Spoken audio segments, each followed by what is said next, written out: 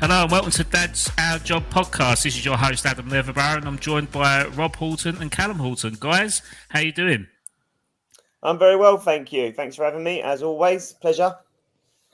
Yeah, I'm Cal? good as well. Thank you. Good week. Yeah, I'm good. Feeling good today. Yeah, all good. Good. This is a special episode that we're doing right now. We are really pleased to be joined by the Price of Football guru, Kieran Maguire. Kieran, how you doing? I'm very good, lads. Actually, yeah, keeping busy. Thank you very much for the invite on the show. No, thank you for Absolute coming pleasure. on. It's yeah, a pleasure. Thank you so much. It's really good because, to be fair, we ain't got a clue what's gone on, and hopefully you're gonna enlighten us and tell us exactly what has gone on and what we should expect going forward. So, really, all the pressure's on you now.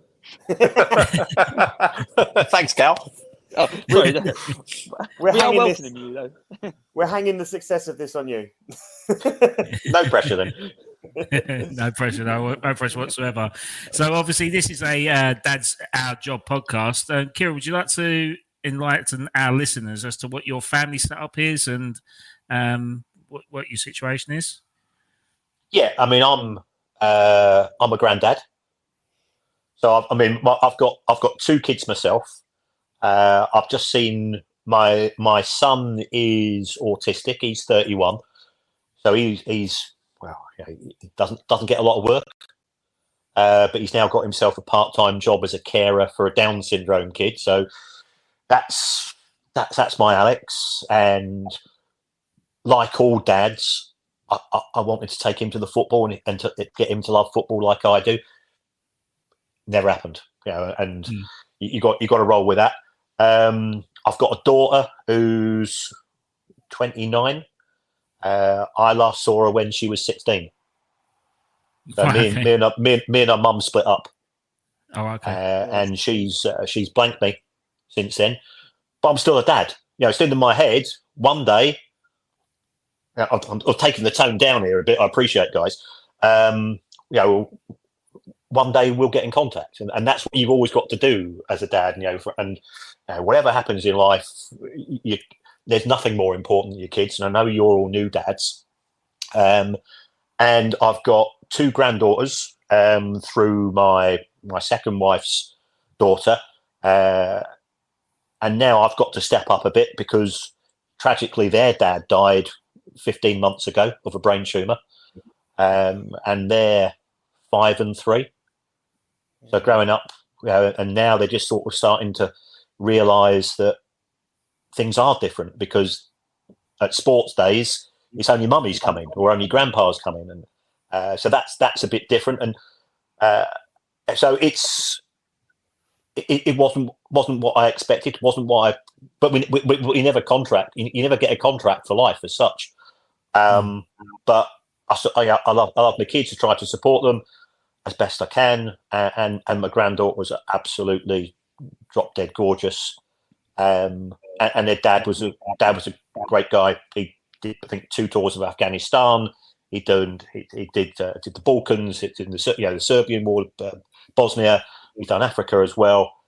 He was a guy that would go in and try to sort out the new government when these places really kicked off. And he's an absolute hero of mine. I really like him because we both had a massive love of horror movies and music. So we shared the same musical taste, and we both love horror movies. And then every day you spend with your kids is a great day, is a blessed day, because something could happen like it's happened to him, and we miss him terribly. His kids don't, because he's been gone. And they just adapt to life. His youngest daughter will never remember him because she was about 11 months old when he passed away. Yeah. Do you know, Kieran? I just wanted to say thank you so much for sharing that with us. And something like that must massively take its toll. And I don't want to put words in your mouth, but today is World Mental Health Day as well. And I just think the stuff that you shared leaves marks, and all parenting journeys are different. None of them are linear, and just thank you for sharing some perspectives with us. I'm really grateful, and I feel like I've got loads to take away. So think. Yeah. Well, cheers. But I always say you make decisions in life, and I've made decisions in life. I've made bad decisions in life. I've made good decisions in life. But every decision has consequences, and one of those consequences is I've lost one of my kids as such, but in my head, I've not lost her forever, and that's what I cling on to, because otherwise, you beat yourself up, and you beat yourself up every day. And I went through that phase, and now I just sort of you get on with that. But for anybody that has broken off a relationship with a parent, and it happens, because I think the parents are the people you fall out with the most, and I think you hold your parents to a higher set of moral and ethical standards than you will do anybody else in your life, because if it's your mate's mum and dad that are split up, you're sorry for that, and one of them might be in the right or the wrong or whatever. You take that, but if it's your own mum and dad, when it happened to me, and I met somebody else, not proud of what I did. Told my kids, my son wasn't good for a few months, and then we came back. We got a shared love of music as well. Daughter, you're a bad, and that's it. So I vaguely know what's happening to her, because, ironically enough, me and her mum are actually on quite good terms. But it's tough, because I think there's always that special relationship between dads and daughters, because you feel that much more protective towards them. But I've got to live with the consequences. I made decisions, got to roll with the punches. Yeah, absolutely. I feel like I've got a similar sort of set up to what you was. I mean, obviously, I fell up with one of my parents, but then we didn't speak for like a good few years. But then, as soon as we found out we was expecting a child, it just something kind of clicked, and as if like, what the hell are we doing? Why are we bickering? Why are we rowing? Why are we not talking? Why are we losing this time together? And then as soon as my daughter was born, it was like, bang, that 4 years didn't exist. I mean, obviously, Fantastic. You'll never forget what had happened. But but now I always, when leading up to her being born, I thought, well, what sort of relationship is my daughter going to have with her grandparents? And I'm glad that things have rectified itself, so that there is some form of relationship there and she can bond with. I mean, so I do sympathise with your situation, but I do understand that I've seen the sort of the light at the end of the tunnel, whereas I think you're probably approaching. Well, I'd like to think you're approaching that when something like a significant life event happens. So, cheers. That's good to hear. Yeah, thanks for sharing that, Kieran. I mean, again, like as Rob eloquently put, like we never really expect anyone to open up on our platform, but we tend to do that sometimes. I really appreciate that. I mean, that's great. So let's go into your profession. So please explain to our listeners what your full-time job is and your Price of Football podcast. Well, my full-time job is the Ponzi title is I'm an associate professor in football finance at the University of Liverpool Management School, which is a very, very long title. You don't have a plaque on that on your desk, do you? No, I can't afford the letters. You don't have the back of your football shirt either. No, that would be bad. That would be bad. Long and short of it, couldn't it? Yes, I'm a teacher. I just so happen I teach something, and I'm very, very lucky because I genuinely love what I do, and it's a subject which didn't exist 10 or 15 years ago, and I was sort of there at the start of it, which was very lucky for me. So I teach university students, I teach postgraduate students, but I also work for the PFA. So I teach footballers. So I've taught Jordan Henderson, Ilkay Gundogan, Ben Davis, captains of international countries. I've taught former footballers like Paul Bracewell, for example, Neil Ardley, who was at Wimbledon. I teach for the League Managers Association. So I've taught Lee Carsley, who's the England manager tonight. I've taught Tony Adams, Joe Jordan. Wait! Stop! Tell me everything you know about Tony Adams. He's my hero. You don't have to say anything more now. That's it. Conversation changed. I'm kidding. He's Pandora's box here. Yeah, you're a teacher, so he's a very committed person. I would describe him as. Wow. And he was clearly he achieved an awful lot with Arsenal. I just see they're just another student. Yeah, and initially, the first time I taught footballers, I was sort of, I was a bit starstruck, as you would be.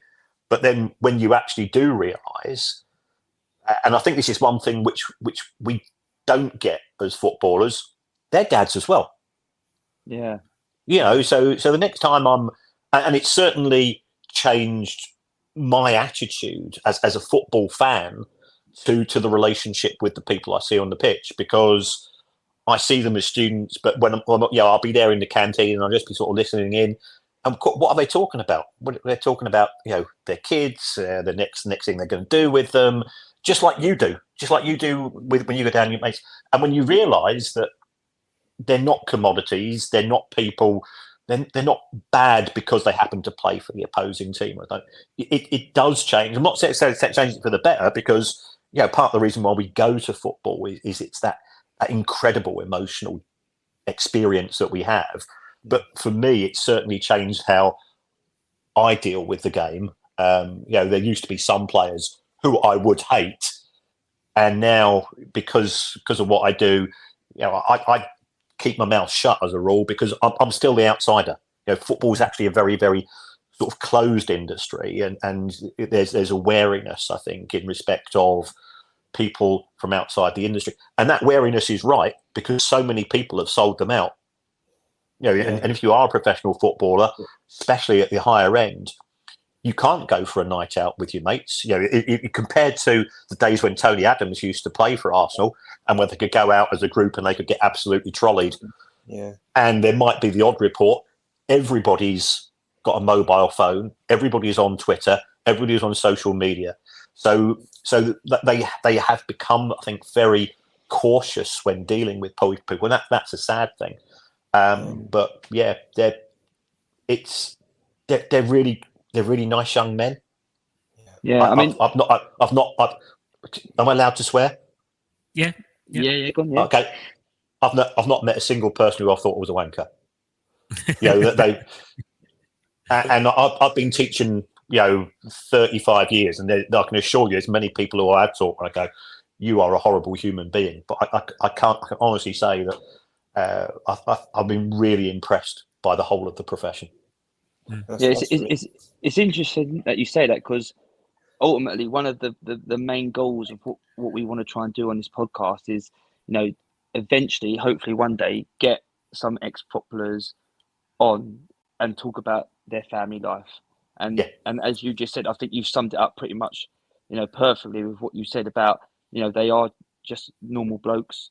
They've got the same struggles and concerns that yourself have raised, and I know that we've spoken about privately, and we've spoken in previous podcasts about, and I just think that it's so important to just remember that yes, they are icons, and they're role models and everything else that comes with it, but they're also just a dad and just a bloke sort of weaving his way through life and just trying to do the best for their families and stuff. And I just think people do forget that. And it's important to highlight it, because, as you say, they're students to you, they're loved ones to others. And I just think, it's so important for everyone to see that. So what I find interesting is, what was you actually teaching them? Obviously, I know, obviously, what you do and what we got you on the podcast for. But what are you teaching them, how to manage their money, or what is it that you teach them and educate them? Well, I'm not giving away any state secrets here. If you're a football manager, Yeah. I think the perception that we have as fans is that you are effectively there just to coach the players, to pick the team, to set the tactics. And if that's all you do, you won't survive very long. Because actually the most important thing, it's a terrible thing to say, perhaps you've got to be able to manage upwards, because you've got a chief executive, you might have a director of football, you will have a club owner. Well, who's the person that's going to sack you? It's going to be that chief executive. It's going to be that owner who's decided that either the fans are giving jip, and in order to keep on the right side of the fans, do I sack the manager or I don't? Well, being able to articulate things, being able to express yourself to that person, but also if you are a manager, you'll be sitting in meetings, and okay, you've got this season's playing budget. Well, are the figures that they're giving you, are they fair, or is it a right load of old BS? Well, if you can understand the finances of your own club, or if you can understand the finances of signing a player in terms of how much is it going to cost us this season, and how does that impact upon PSR or the cost control rules which exist for your club? If we're selling a player, we've seen this big issue this summer with football clubs selling academy players. Well, it's my job to explain to the manager or to the current players, because what the Professional Footballers Association are trying to do, you often see players or ex-players from the Netherlands and Germany and other countries and Spain and so on, they go on to have jobs as executives in football. We don't see that in England. No. Well, why not? And is that a hangover from the fact that footballers are portrayed as stupid? Politicians sneer at them, the media sneer at them, they take the mickey out of them, and I'm going, well, hold on, who's you're all fantastically successful. You are at the elite of your profession. You are rewarded as an elite member of your profession. So why are you being treated as if you're stupid? A lot of it, I think, is professional jealousy from people. Because let's face it, if any of us four in this room was brilliant at football, I don't know what jobs you do, guys, but I wouldn't be a teacher. I would have loved to have been a professional footballer, and I could have been one, except I was scared of heading the ball. That was a slight problem. So I think they do get a poor portrayal. So the Professional Football Association has become really forward-thinking, and it's now got this mentality of, instead of from dressing room to being a coach, why can't you go from the dressing room to the boardroom? And if you want to do that, then you need to understand about the finances of a football club. You need to understand, what does the FA do? What does the Premier League do in terms of its rules and regulations? You need to know what's expected of you if you were a chief executive. So here's an issue. I've got two Arsenal fans on this call. Yeah. You're the chief executive of Arsenal. It's the 87th minute of a match. You are 2-1 up against Spurs, and you get a phone call which comes in, and it's from the police. We have, from a credible source, a bomb threat at Highbury. Okay, how do you react to that? I'm going to put you in that situation. So this is the type of things, crisis management, decision making, risk taking. All of these are the types of skills that we will be teaching on a course like this, for which you're not prepared, but it's going to happen sometime, and you've got to be able to deal with things like that. So that's, I focus on the finance side to explain this is the importance of cash to your business. Where do you get your cash from? When do you get your cash? What happens when you don't go and pay the tax man? All of the consequences. Worst case scenario, if you go into administration, what's going to happen to you and your job? What's going to happen should you go into administration? All of these things which are boring. Okay, they're not glamorous, but if you want to move to that executive role, then you've got to be able to think your way through those. And I've got to be honest, these young men who have enrolled in this course, they embrace it all. Yeah, they're really keen because they do feel that they've been looked down upon, and they are looked down upon by many people who really have got absolutely no right to do so. I was going to say, Emmanuel Abue could have done with you about 10, 15 years ago, couldn't he? With just like the education on how to look after yourself and protect your income and what you're going to do post football and stuff. And while his story is quite well documented, he is sort of doing well again now. But at the time, I think post career, he kind of lost everything, didn't he? And he was like sleeping on some of his teammates' couches and stuff. And he basically said, I didn't have someone to tell me what I should be doing. And so if that's what if that's what you get to do, then what you're doing is amazing. Like, because you're helping them. I don't really do the personal finance side of things. No, I understand that, but you're providing them with education and guidance that will help them stay in the game or find their pathway in the game post end of career, in the active sense, playing on the pitch, because for a lot of them, they don't know what to do when they finish football. That's right. And what you try to say is the biggest issue you will have is that you become familiar with a lifestyle. Yeah. And the chances are that lifestyle you can deal with so easily whilst you got your professional career. But if there's one particular professional footballer who's had a lot of ups and downs post-career, and what people don't realise, the PFA's own statistical analysis, 40% of professional footballers become bankrupt within a couple of years of retiring because and people say, oh, you learn that, but actually, if you're a League One or a League Two player, you might be on what we would consider to be decent money. So if you're in League Two, probably the average salary is perhaps 80 or 90 grand a year. If you're League One, there's a fair chance you'll be on a couple of grand a week. But if you retired from 2 years and you're trying to find something, you're doing a little bit for the local radio station, you're doing a little bit of scouting, and all of a sudden things change. One of the guys who I'm teaching at present, he had to retire, 27, 28 due to an injury.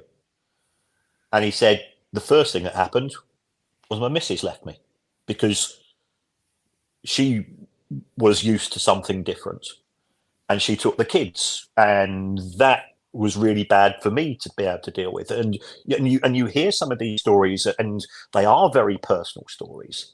There's another player who, England international, played in the Premier League for practically, a significant part of his career for some really high-profile clubs. 2 weeks after retiring, he got chronic toothache. Well, he'd never had to been to a dentist in his life.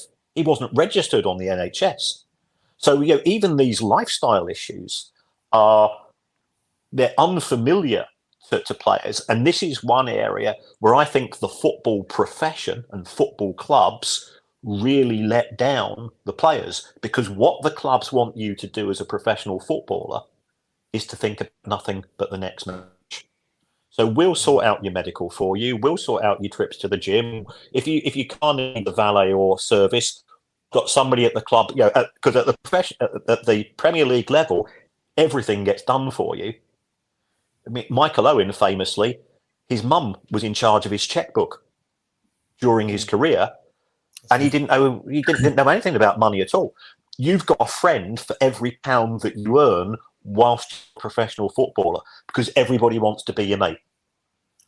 And then you retire, and what happens next? And you've still got that house. You might still have a bit of a mortgage on it. You might be paying for your kids to go to school. And all of a sudden, okay, well, how am I going to do that? And it's amazing how quickly, yes, you've earned a lot of money, a lot of it's gone in tax, a lot of it's gone to your agent. I know some players who have trusted their agents to look after their finances, and it's ended up in dodgy film schemes, and they've lost it all.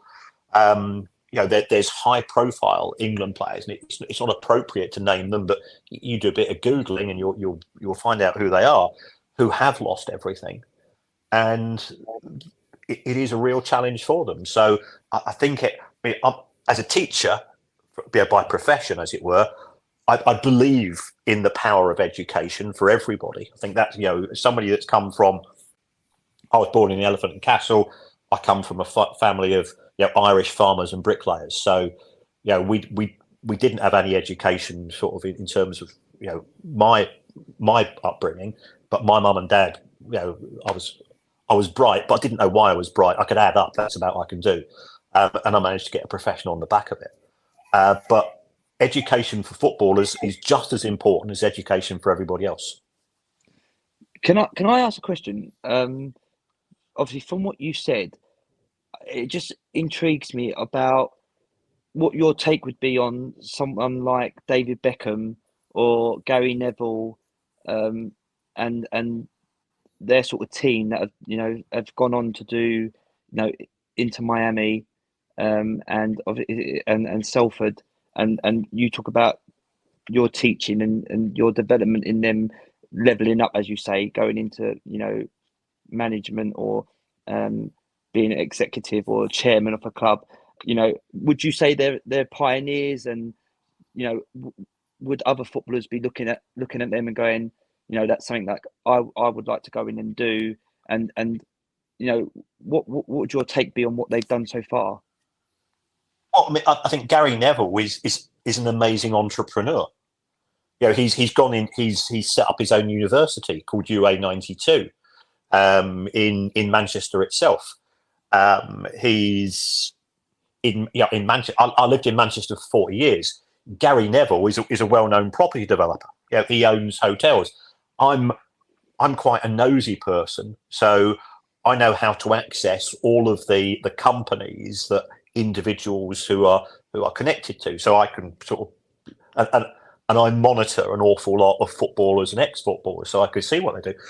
Some of them are really smart. David Beckham, I think he got such a rough press because I think people judged him by his voice, by his accent, which is a really dumb thing to do. And I know you're Arsenal fans. One thing which really grinds my gears is the way that people treat Harry Kane, because Harry's got Harry's voice, and people reach conclusions on the back of that. That's ridiculous. Harry Kane's a smart guy.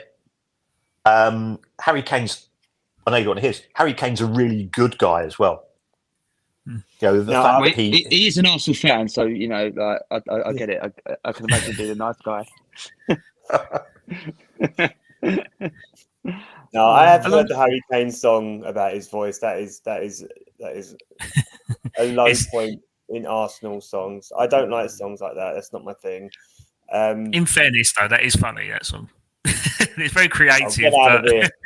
Get out of here, Adam. Kieran, it'd be worth touching on that in terms of like footballers when you're saying about like going bankrupt and their sort of business decisions post football. Do you think that relationships have a part of that, like private relationships, like with girlfriends and wives? Because I think in the past it's been well documented that some footballers get put into a trap of falling into a relationship with people who are just out for one reason only, and footballers kind of fall into that. Obviously, like we've seen, for instance, like Ray Parlour like documents it quite often, that how he would play for Arsenal, but then he'd end up getting divorced and having half his entire estate taken away from him, and then purposely going to another club to have less wages to give less to his ex-wife. But another interesting fact is the Moroccan international Hakimi.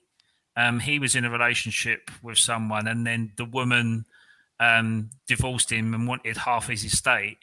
And when he was going back onto that Marco Owen of his mum looking after his bank account, Hakimi done exactly that. Everything he earned went into his mum's estate. So when the woman, when it's a divorce, Hakimi, she was literally getting nothing because he had nothing to his name, despite being this glorified multi-millionaire footballer that everyone's portraying him to be. And do you think you'll see future decisions like that more often in sort of cases like that? I think those will be the exception. I think they're good publicity, they're good media stories, but they're not the best. If you think about a professional footballer, they are young, incredibly toned young athletes.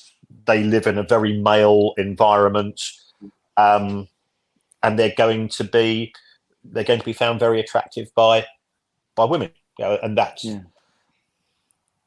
that does mean that in terms of part of the reason why there's high rates of bankruptcy in football is that there's high rates of divorce in football when players retire, because for some of them the most exciting part of their job is being in the dressing room with the lads, and you move away from that.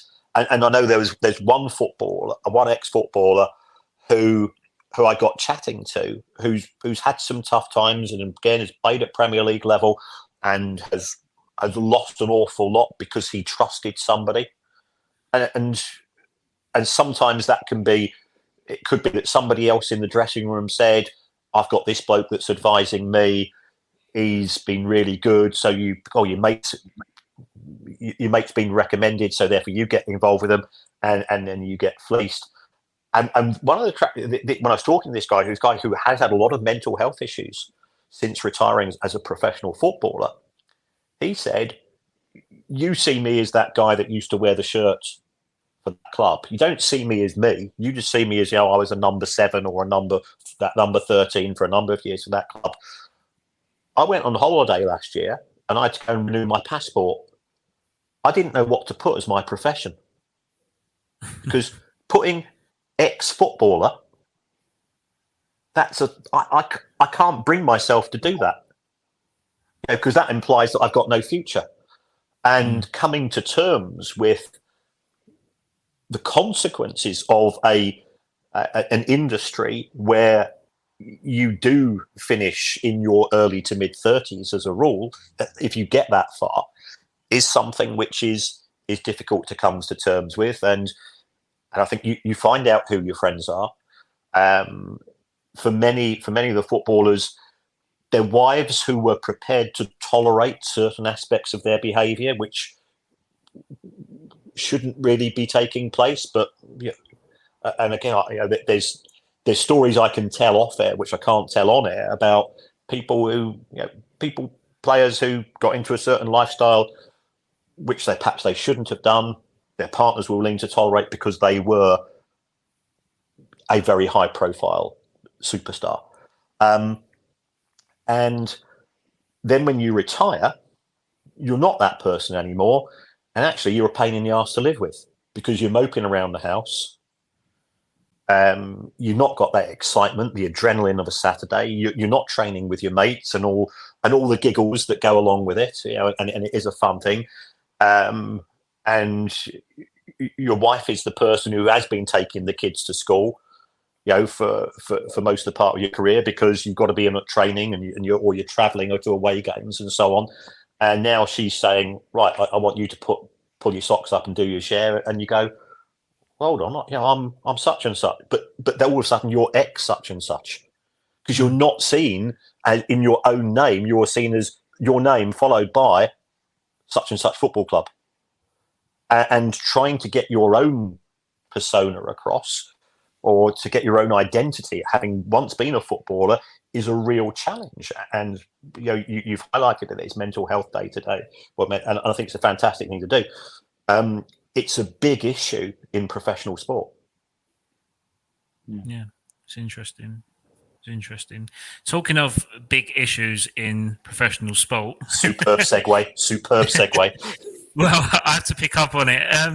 Yeah. Man City versus the Premier League. I mean, this has been well documented in this week, and as you've mentioned before, that you've been pretty much knackered with the amount of times you've had to explain this to people and find out really the true answers to it. So, could you enlighten us three divs?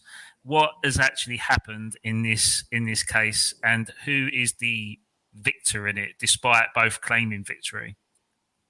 Right. I think we need to go back to October, November 2021.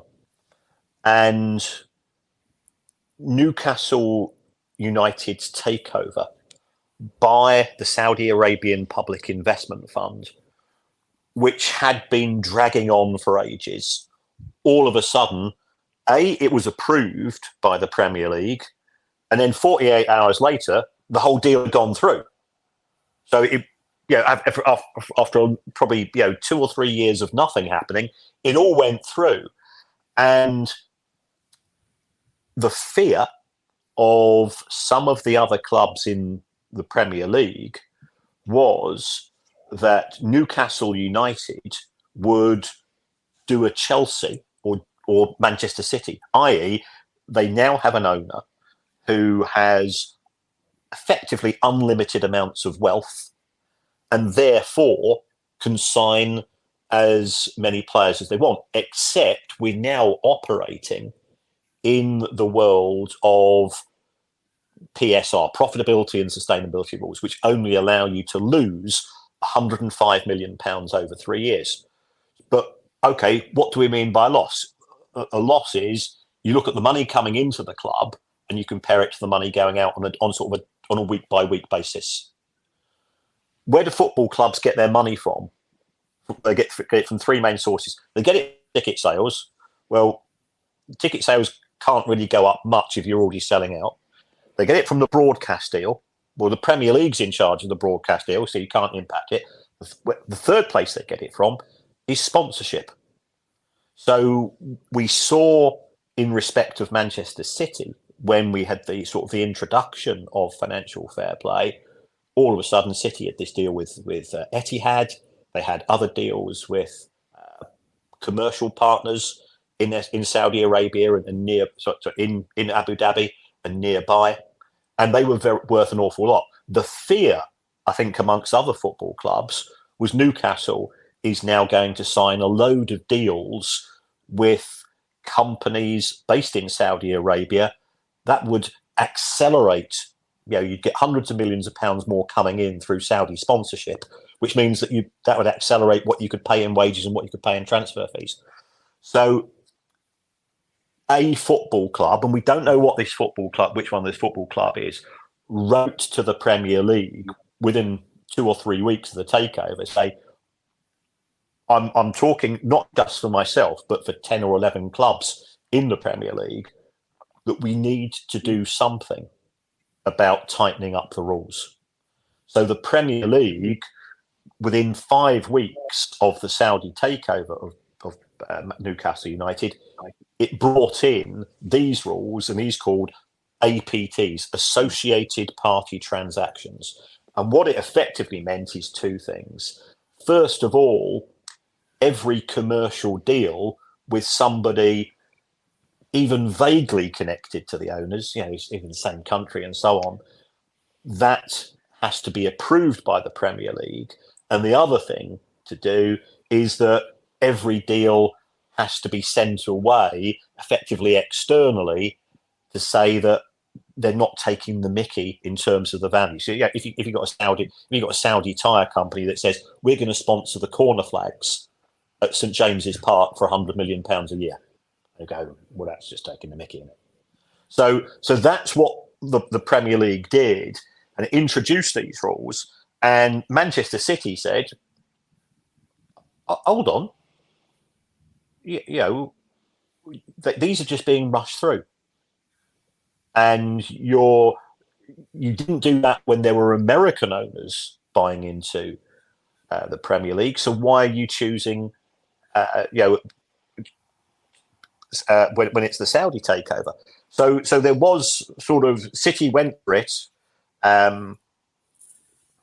when those rules were then tightened up in February, and we then had this commission, and the commission said that the Premier League's rules are effectively illegal, they're anti-competitive, and they're inconsistent with the way that the Premier League actually runs itself.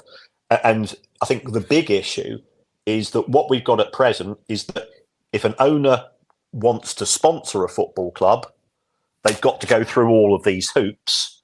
But if an owner wants to lend money to a football club and charge it no interest, it just says, here's 200 million quid, get on with it. And one of those sets of rules is allowed per the Premier League rules, and the other one isn't. Well, if you can give your club a financial advantage by lending it and not charging any interest, then surely you should be able to go and sponsor your football club as well.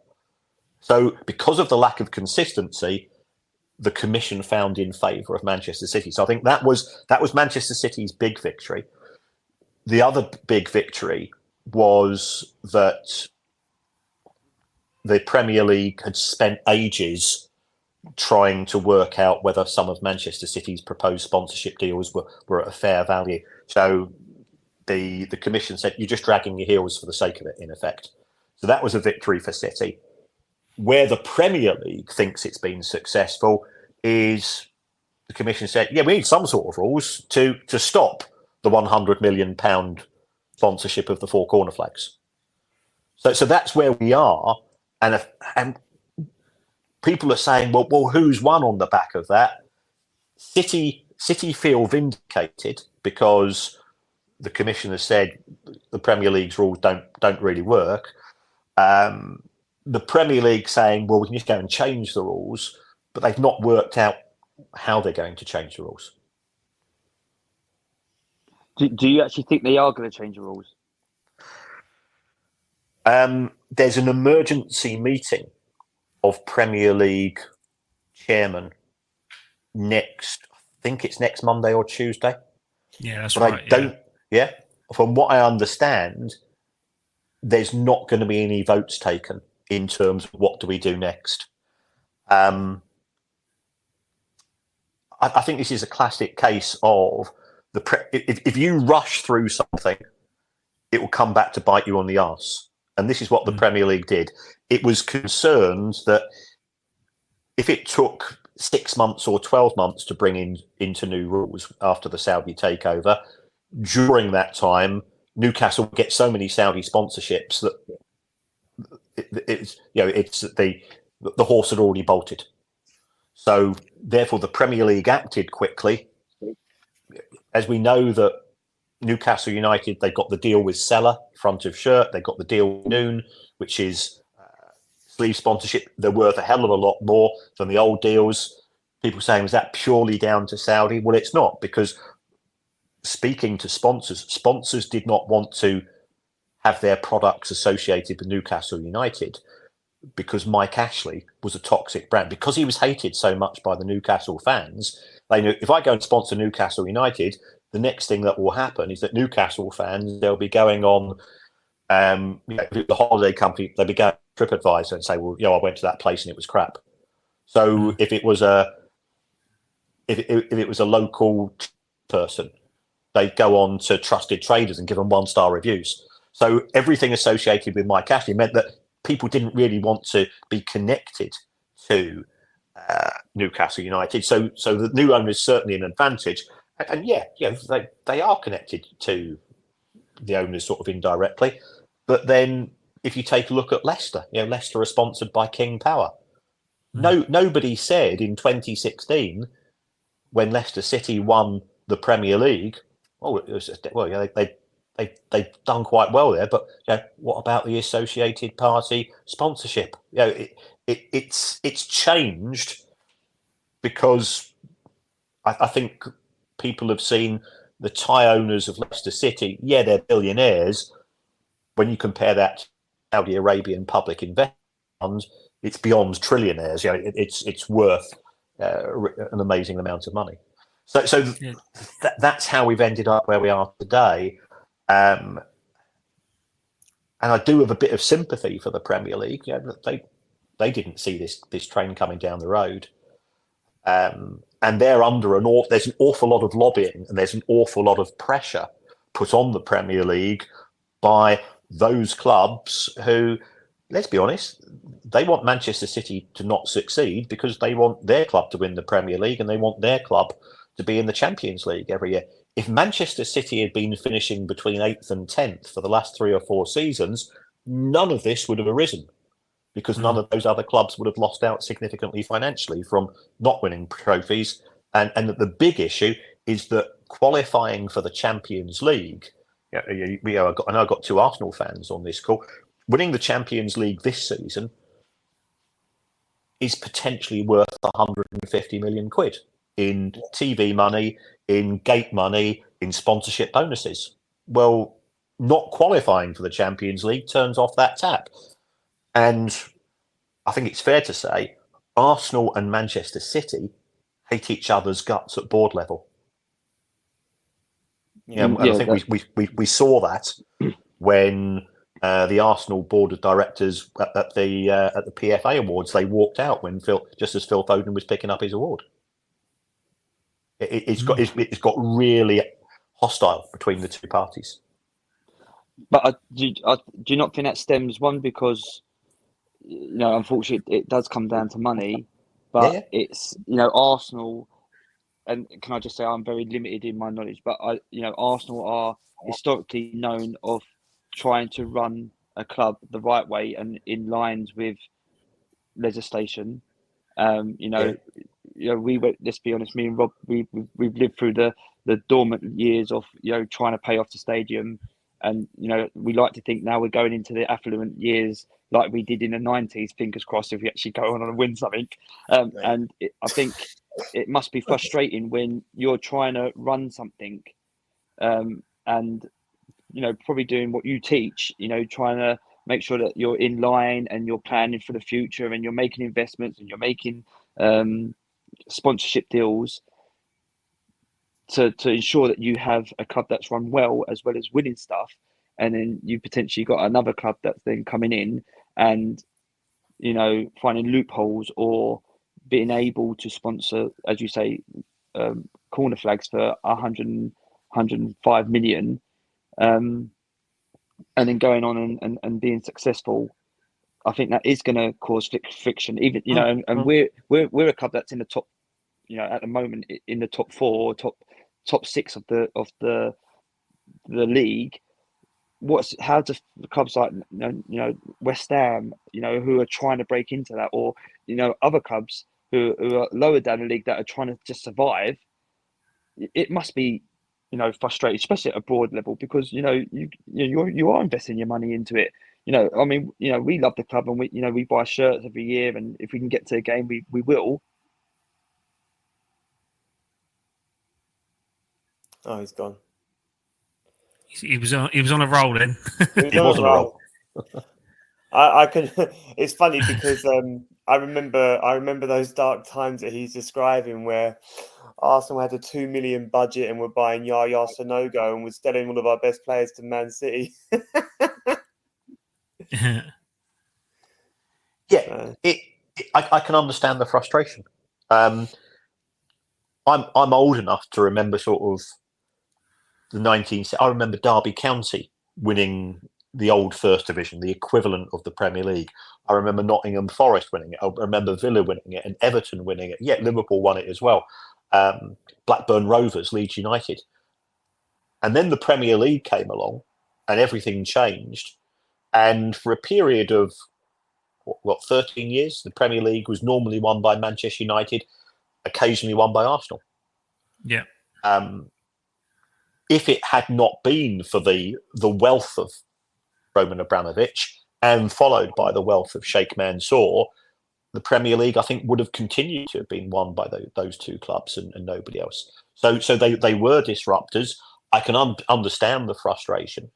But I would say that Manchester City wasn't the reason why Arsenal was sometimes finishing 5th and 6th out of the Premier League. There were a lot of reasons. And clearly Arsenal have turned it around in the last 2 or 3 years, ironically, from recruiting their manager from Manchester City.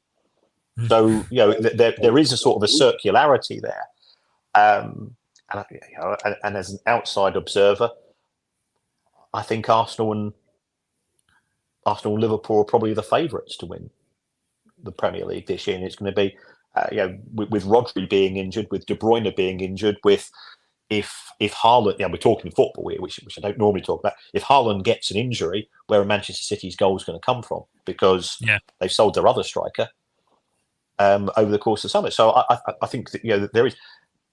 I absolutely understand the frustration.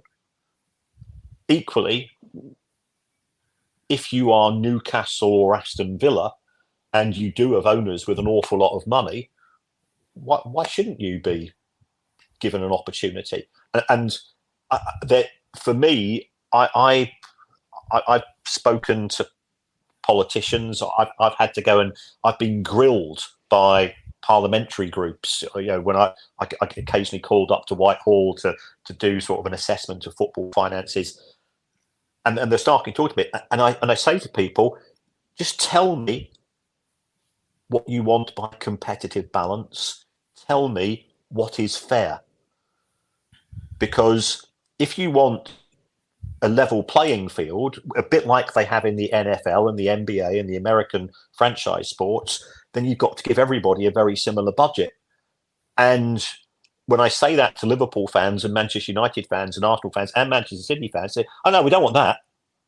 We don't want Bournemouth to have a chance of winning it. We don't want Brighton or Palace to have a chance of winning it. We just want us to have a better chance of winning it and City to have a slightly less chance of winning it."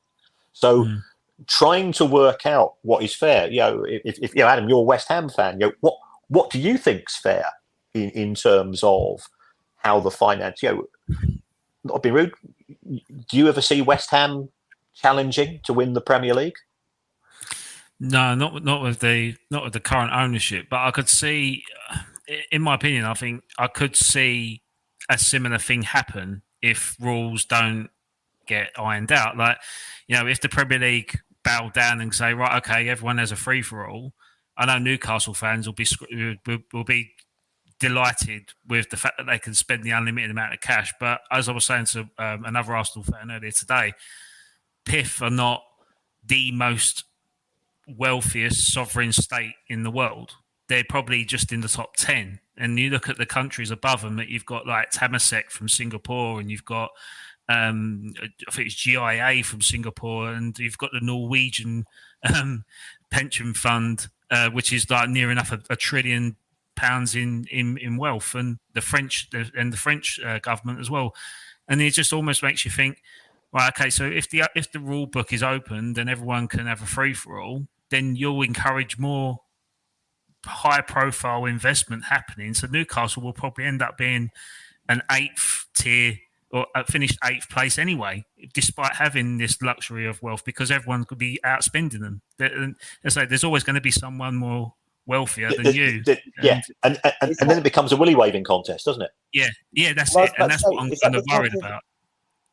Is that the type of thing that would end up collapsing the football pyramid as well? Like you talked about like having these super leagues and stuff. People would just rush off, and I'm not for it, but like these teams, these mega rich teams would then just be like, we're not going to be governed by you guys. We're just going to do our own thing, set up this massive super league, create ridiculous amounts of revenues, but then the football league that would be left behind would be absolutely devastated, wouldn't it?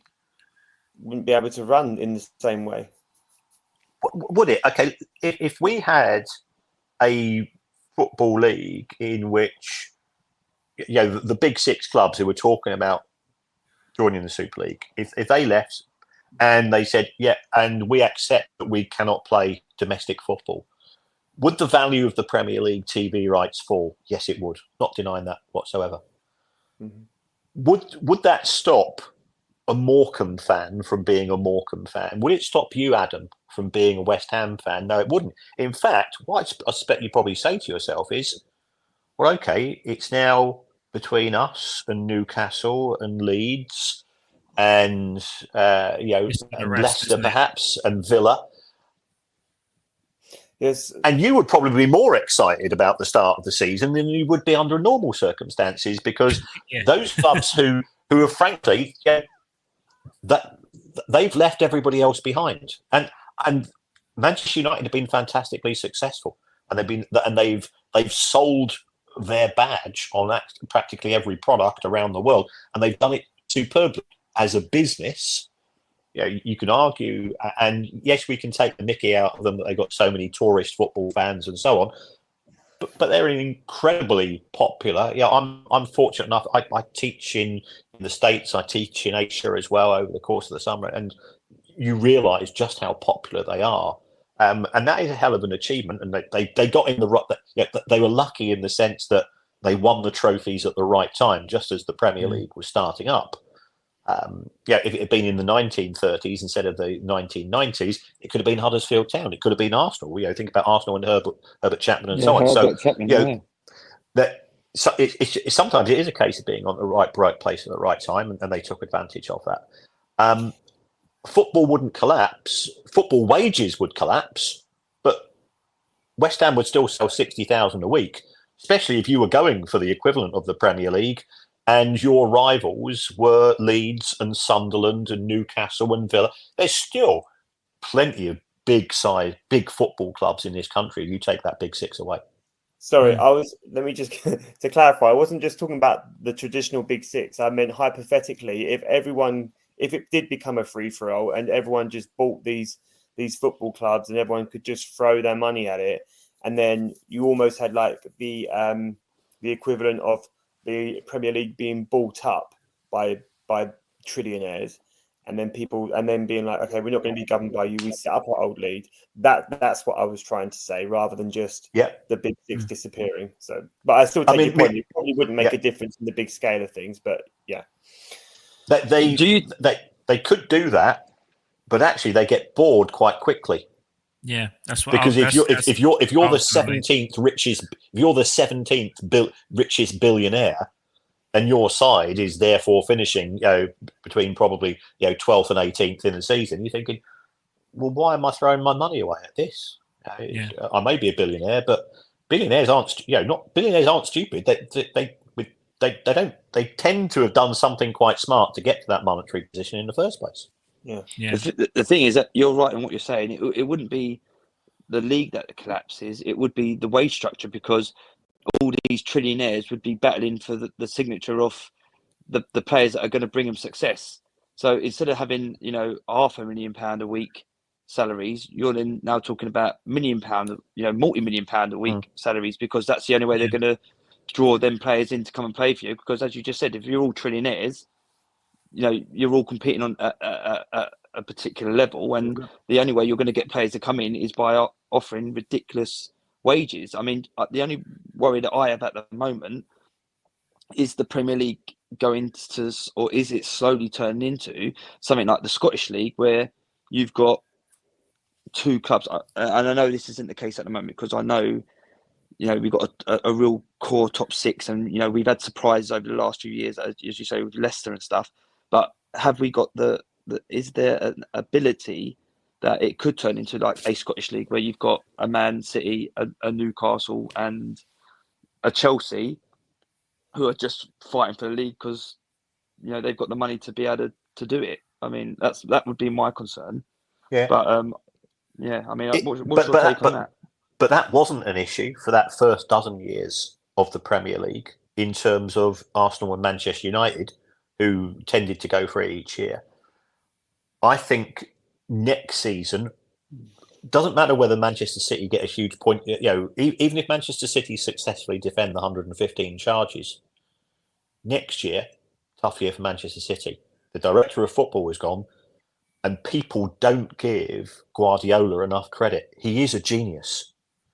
And yes, Manchester City have got a fantastic budget, but their budget's no bigger than that of Chelsea, and it's no bigger than that of Manchester United. The reason why City have been dominant is, yes, they've got a lot of money, and they've got by far the best manager in football. He goes next season, and all of a sudden, Manchester City could become the next Manchester United and win nothing for the next 10 years, despite having a competitive budget. We saw Everton being acquired in 2016. Their manager, their owner, stuck £750 million into Everton. Okay, where did that get them? Points deduction.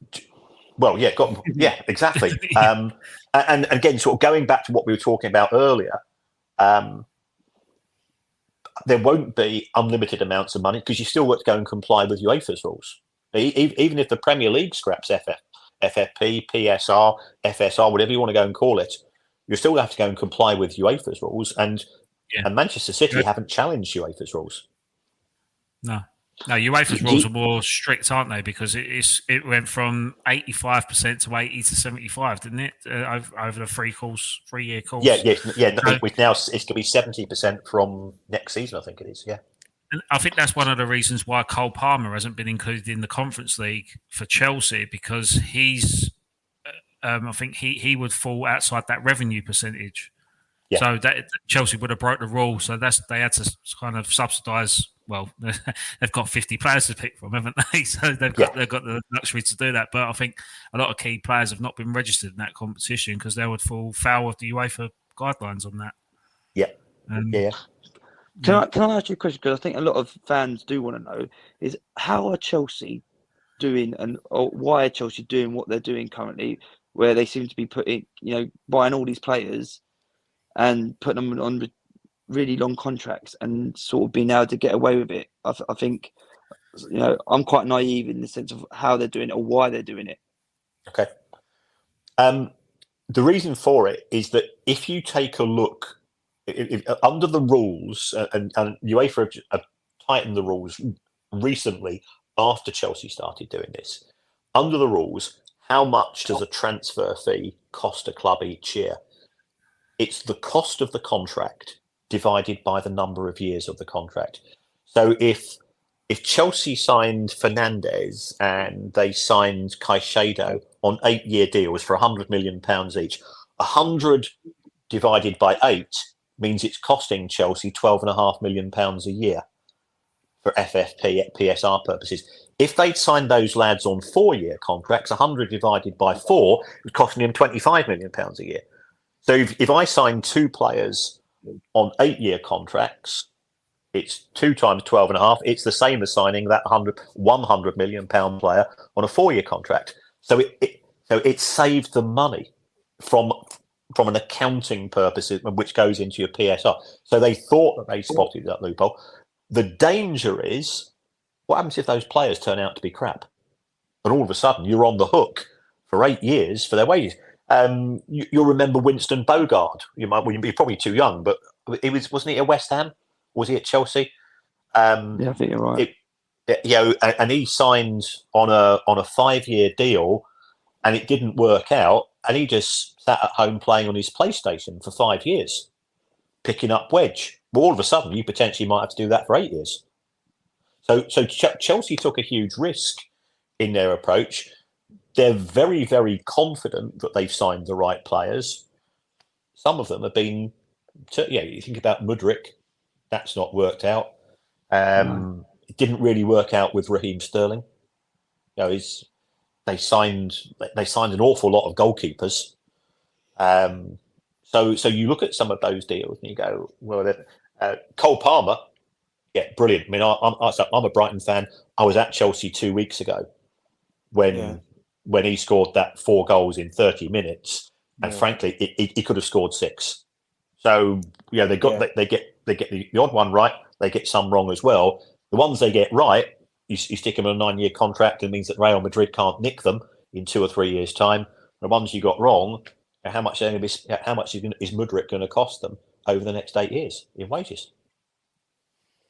Yeah, but the thing is, if you're a multi-trillionaire, does it? You take that. Would they take that into consideration in their downfalls, if you like, planning ahead? They must, as you say, what you're teaching, they must weigh this up and say, if he is a stinker, then we lose on this one. But as you say, because we've signed so many, hopefully we end up above average or where we want to be. Yeah, you're absolutely right, Cal. If you get more winners than losers, happy days. Yeah. So it's almost like a gambling. They are. It is. It's a huge gamble, and we will probably all turn round in 2 years or 3 years' time and say, actually, I got it wrong. Todd Bowley is a genius. Hope I don't have to say that. No, I don't have to say that either. But we might have to. Did you mention that? Sorry, I was upstairs. My daughter was crying, so I missed a little bit of that. I think because England just lost as well. Oh no! Lost 2-1 to Greece last minute. Forget that. That doesn't matter. Saka went off injured. I'm fuming. Yeah, I saw that as well. Yeah. And Rice picks up another one. I forgot what I was going to say now. So, with regards to the Chelsea thing, did you mention about the rule change immediately after them having those 8-year terms agreed? Yeah, I mean, what's happened as far as Chelsea is concerned is that other clubs can't copy Chelsea because now, even if you sign them on an 8-year contract, you have to treat it as if it is a 5-year contract. Yeah. So for PSR purposes. And the other thing that Chelsea have done is that they've sold a hotel to themselves. They've sold 2 car parks to themselves at big profits. And on the 28th of June, Chelsea sold the women's team to somebody who we think is Chelsea, again at a big profit. Not within the spirit of the rules, but appears to be within the rules. Yeah. And isn't the Chelsea ownership part owned by Clearlake Group, which are funded by Saudi Arabian finances? Well, there's a little bit of investment coming from Saudi Arabia. I think that's a bit of a conspiracy theory. It's certainly not controlled. The trouble with these private equity funds is that you don't know who's ultimately behind them. Could there be a bit of Saudi money involved? Yes. Is it a lot of Saudi money? My understanding, no. Okay. So I loathe Chelsea. As a Brighton fan, because they just take everything that's not nailed down as far as Brighton are concerned. Before we wrap up, can I just ask you a question?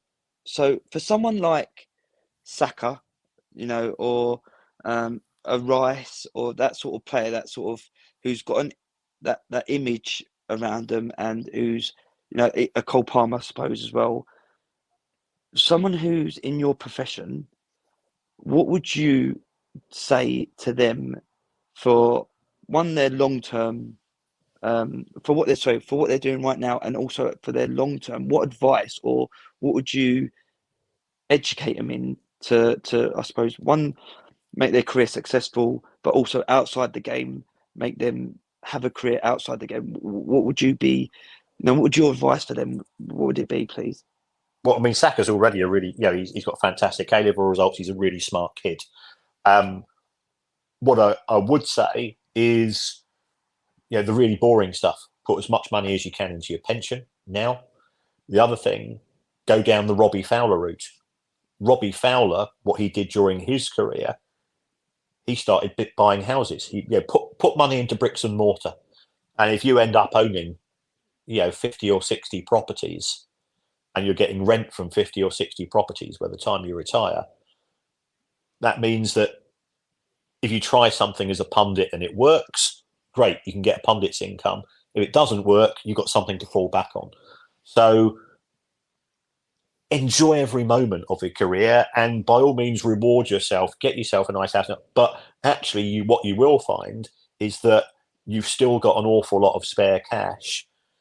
If somebody comes to you with a get-rich scheme, treat it with an awful lot of caution. I'm quite cautious myself, so I would say go into properties, diversify, that type of thing, because we're all old enough to know that on a long-term basis, the price of properties is only going to go one way. And you get somebody to look after them, to do all the donkey work that you don't want to do, and when you come to retire, all of a sudden you've got money coming in from a lot of sources. Don't be an idiot during your career and fall in love with the right person and look after your kids, and your life will be a lot easier when your career ends. It's so interesting that you say that, because ultimately that's probably what all of us, I mean, I know for definitely me and Rob, that is probably a message that our dads has told us. You know, get a good job. Obviously, I know, you know, they're footballers, that, you know, it's a fantastic job, but get a good job, work hard, you know, hopefully get into a position where you can, you know, get your own house or get a mortgage on your own house, you know, and, you know, and enjoy your family. And I think it's interesting that, you know, your advice to, you know, a footballer who's on, you know, millions and £1 million a year is pretty much exactly the same sort of information that we're probably going to pass on to our kids as well. Is you know, I know they're going to be doing it on a much bigger scale, don't get me wrong, you know, 60, 70 hours is, you know, God willing for some of these players, you know, and but it's the same message as, you know, what our parents definitely told me and Rob. I don't know about what your parents told you, Dad, but Adam, sorry, but it's fascinating that it almost comes down to that, you know, just work hard. You know, if you can afford a house, get a house, pay into your house, pay into your mortgage, which we're probably all doing.